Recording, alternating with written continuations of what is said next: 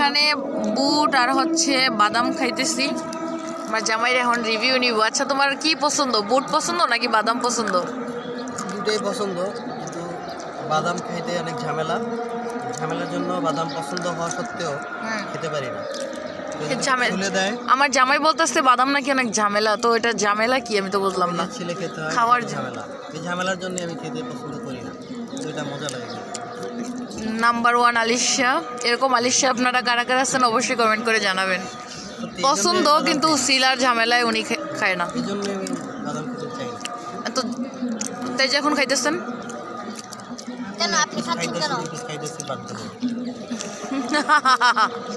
এটাই বাস্তব। হা হা। এই যে আন্টি, আন্টি আপনার কি পছন্দ? আপনার বুট পছন্দ নাকি বাদাম পছন্দ?